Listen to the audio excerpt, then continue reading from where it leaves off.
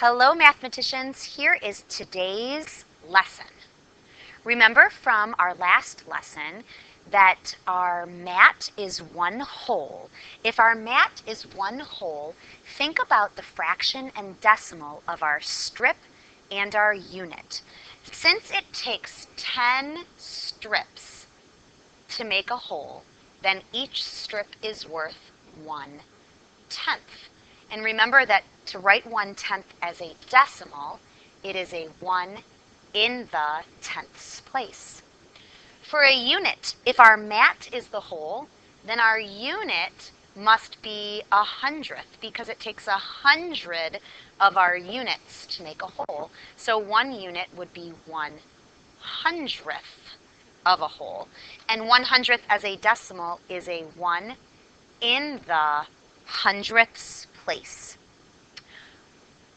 As you watch this video, please make sure to pause, do the problem, press play again, check it, pretend that I am actually in front of you teaching. Make sure that you are not just watching the video and dozing off and off in la la land and thinking of other things.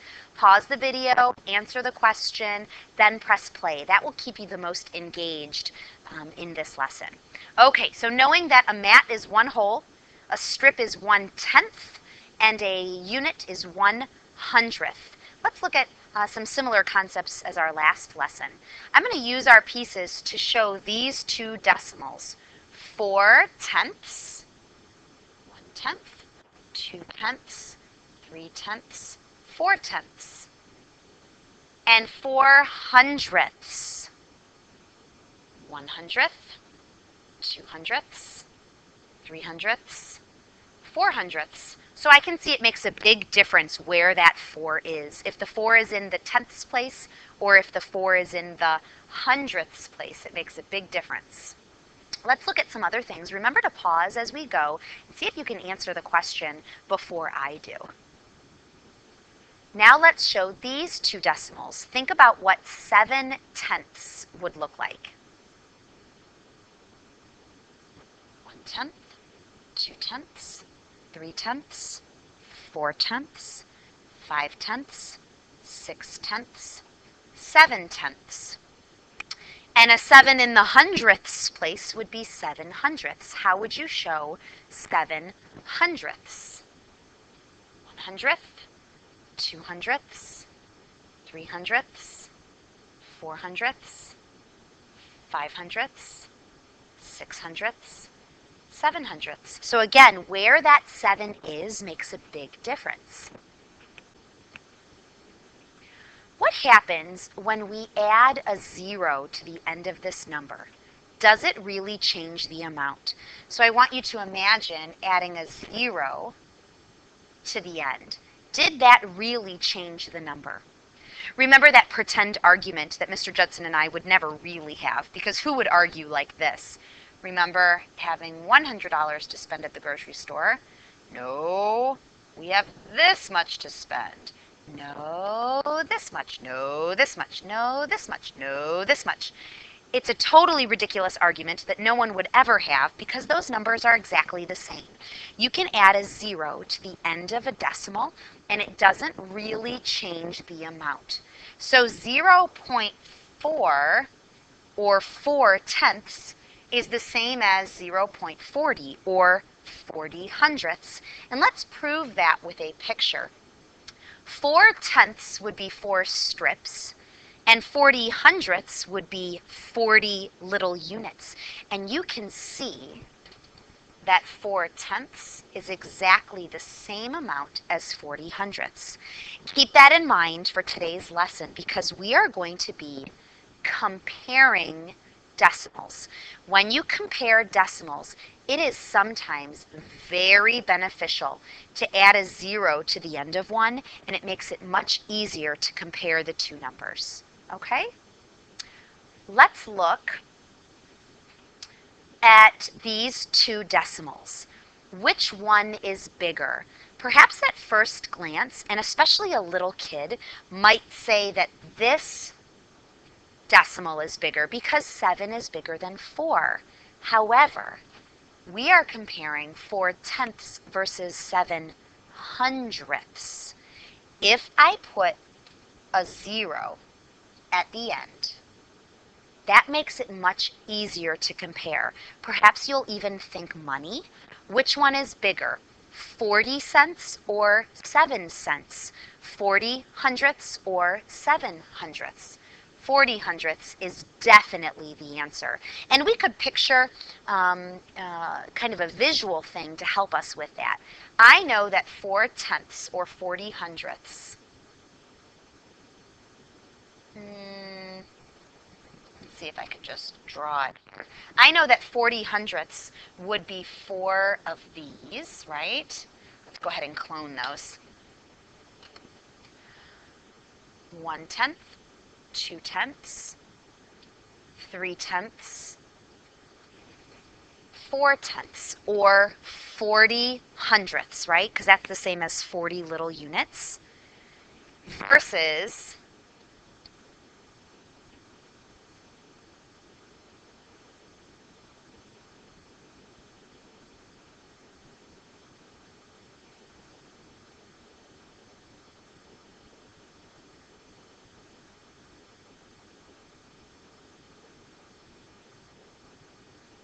versus 7 hundredths, okay?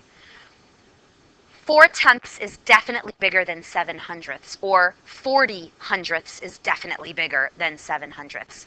When we put that 0 here, it's much easier to compare. 40 is definitely bigger than 7, okay? If you would please pause the video and get out your student book. And we are looking for page 115. So pause the video and get out your student book and turn to page 115. Okay, we're on page 115. Please make sure to pause as you go and see if you can answer the question before I do. Number 1, 2 baby hummingbirds hatched last week at the zoo. A researcher is keeping track of their weights. Today, baby A weighs 1.2 grams and baby B weighs 1.09 grams. Which is heavier, baby A or baby B? So baby A is 1 and 2 tenths grams. G for grams. Actually, I'm going to take that off so I can do a little something here. And then let's look at baby B. Baby B is 1 and 9 hundredths grams. Now, I want you to tell me which one is heavier, which number is bigger. If you add a 0 to the end, it doesn't change the amount, but it sure does make it easier on my eyeballs. 1 and 20 hundredths or 1 and 9 hundredths? 1 and 20 hundredths wins every time. Sometimes kids think money. Imagine $1.20 versus $1.09. So adding a 0 can really be helpful. It doesn't change the number, but it certainly makes it look better on our eyeballs. Number 2. Rosario and her friend Kiko walked in the walkathon to benefit the animal shelter. Rosario walked 3.41 miles and Kiko walked 3.8 miles. Who walked farther? So, Rosario was 3 and 41 hundredths of a mile, and Kiko was 3 and 8 tenths of a mile. And again, if we add a 0 to the end of Kiko's number, it doesn't really change the number, but it sure makes it easy to tell which one is bigger. Did you get it? That's right. Kiko has the bigger number. She walked farther. Number 3. A giant panda at the Beijing Zoo in China had twins named Lucy and Lei. Giant pandas can weigh over 200 pounds when fully grown, but they have very tiny babies. When they were born, Lay weighed 5.29 ounces and Lucy weighed 5.9 ounces. Which twin was heavier? Okay, so our first twin, Lay, weighed 5 and 29 hundredths of an ounce. And Lucy weighed 5/9 of an ounce. Which twin was heavier? I could imagine 5 wholes and 29 hundredths, or 5 wholes and 9/10, 9 strips. So if you can picture that, you might already know which one is bigger. Remember that adding a 0 can also be very helpful. So which one is bigger? All right, I hope you said that Lucy was the heavier twin. Okay, page 116. Make sure that you're pausing as necessary and answering the questions so you're not just sitting and sort of zoning out, you're really listening intently. Number 4, which fraction is larger, 6/10 or 49 hundredths? I know that 6/10 is bigger. Explain why you think so. There would be a couple of explanations for this. You might say that 6/10 is the same thing as 60 hundredths. And 60 hundredths is definitely bigger than 49 hundredths. Imagine that you could also draw it with pictures. 6/10 would be 6 strips, and 6 strips is more than, let's see, 49 hundredths would be 4 strips, that's 40 little units, and 9 units, right? 6 strips is more than 4 strips and 9 units.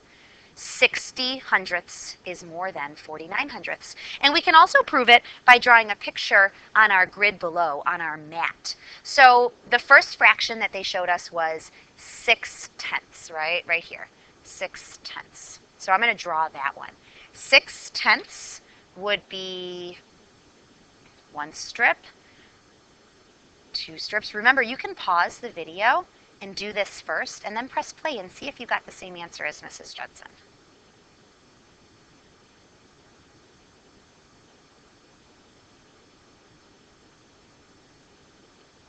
So 6/10 would be 6 out of the 10 strips that make up the whole mat. 49 hundredths, I'm imagining 49 of the squares. There's 10. There's 20. There's 30. There's 40. And there's 49. And I can see that my first picture has more shaded area, right, more shaded stuff than my second picture. So 6/10 is definitely bigger than 49 hundredths. I've proved it lots of times. It says to record each fraction as a decimal. 6/10 would be written as 0.6. Remember that you could also add that 0 after it if you want, and it's still the same amount. So either 0.6 or 0.60. 6/10 is the same thing as 60 hundredths. And 49 hundredths would be a 49. Finish up in the hundredths place. Number 5, on each grid below, shade in and label a different number between 45 hundredths and 5/10. On this one, I highly suggest adding a 0 after that 5. So I'm looking for something between 45 and 50. So 46 would work, 47 would work, 48 would work, and 49 would work. A little bit bigger than 45 squares and a little bit smaller than 50 squares. So 2 options. I think I'll do my first one as 46. 46 hundredths would be 46 units.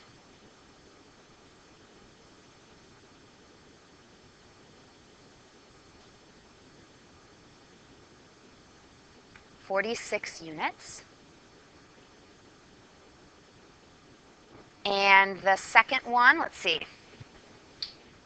I might go ahead and write that right down below. 46 hundredths. And my second one, maybe I'll do 49 hundredths. It just has to be somewhere between 45 and 50 hundredths.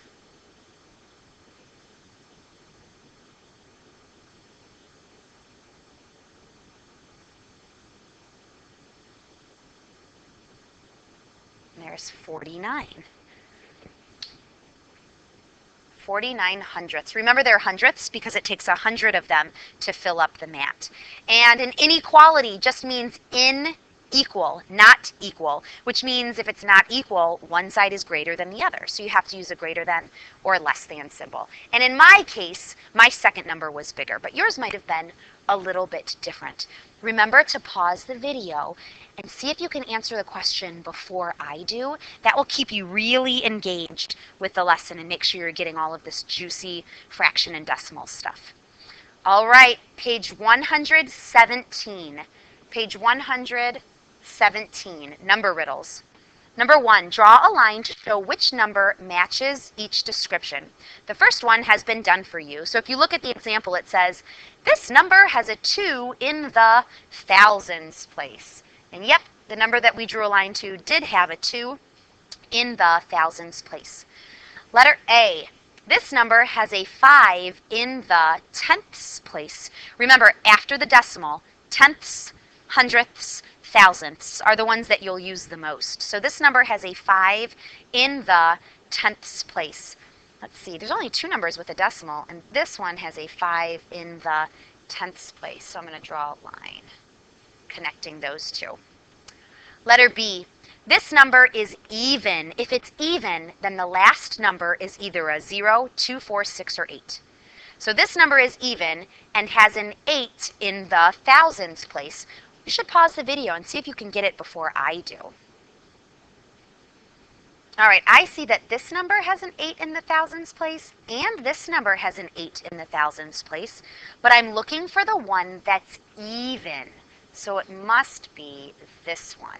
That number has an 8 in the thousands place and ends in a 2, which means it's even. Letter C. Letter C says, this number is less than 10 and has a 7 in the hundredths place. I see a 7 in the hundredths place, and I see a big old 6 there, which is less than 10. So letter C goes here. And finally, letter D. This number is odd. If it's odd, it ends in a 1, 3, 5, 7, or 9.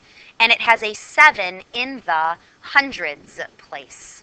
Okay, so a 7 in the hundreds place, there it is. And it's odd, it ends in a 1 right there. Number 2, write each number in words. Pause it and see if you get the same thing that I do. Okay, letter A, in words. 1 and, okay, don't punch your neighbor, but remember, whenever you see that decimal, that's when you're going to write the word and. 1 and 89. And because that 89 goes up to the hundredths place, I'm going to write the word hundredths. Letter B. I see a big old 2, so I need the word 2. And when I see that decimal, I'm writing the word and. 2 and 3. And that 3 is not in the tenths place. That 3 is in the hundredths place.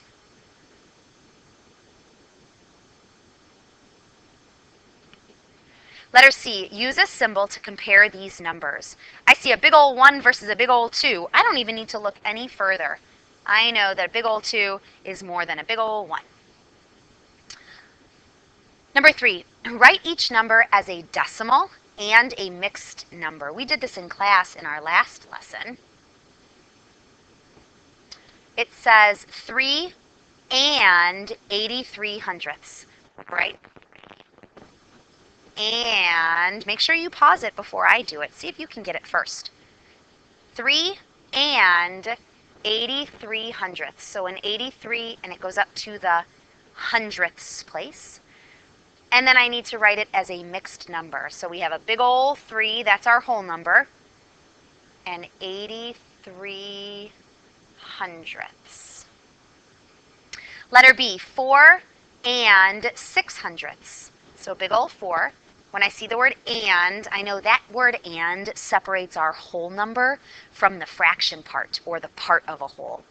4 and 6 hundredths. Make sure it says 4.06. That 6 needs to be in the hundredths place. And the fraction, or the mixed number, would be a big old 4 and 6 hundredths. Letter C, use a symbol, less than, greater than, or equal to compare the two numbers in 3A and 3B. So I have, this is my first number, and this is my second number. And because I can look at just the whole number, it is easy to tell that the second number, 3B, is bigger, right? A big old 4 beats a big old 3 any day. Number 4, write an even number that has a 7 in the hundredths place, an odd number in the thousands place, and is a multiple of 10. I think the best way to do this is to start here. And I know I need to go up to the thousands place. Press pause and see if you can get a number. It doesn't have to be exactly like mine. It just has to follow all those rules. Okay, the first thing I'm going to look at is that it is a multiple of 10. Do you remember circling all of those multiples of 10 in our number corner packet?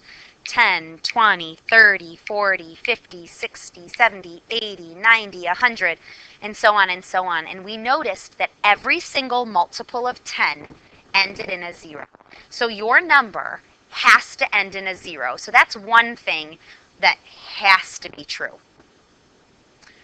And that also makes it an even number. So that kind of kills two birds with one stone. It's an even number, plus it's a multiple of 10.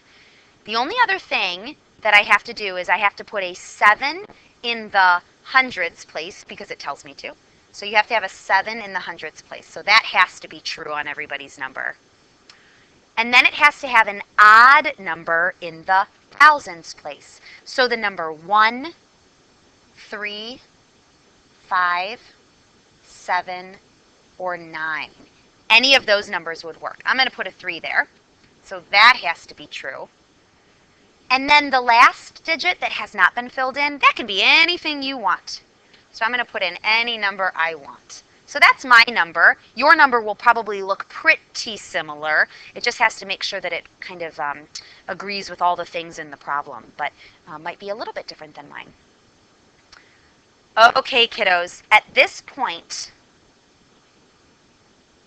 you have homework. And your homework is page 61 and 62 in your Home Connections book. So if you finish and you have time left, stop this video and find the video for Home Connections 61 and 62 and go ahead and do your homework. All right, kiddos, I will see you in class.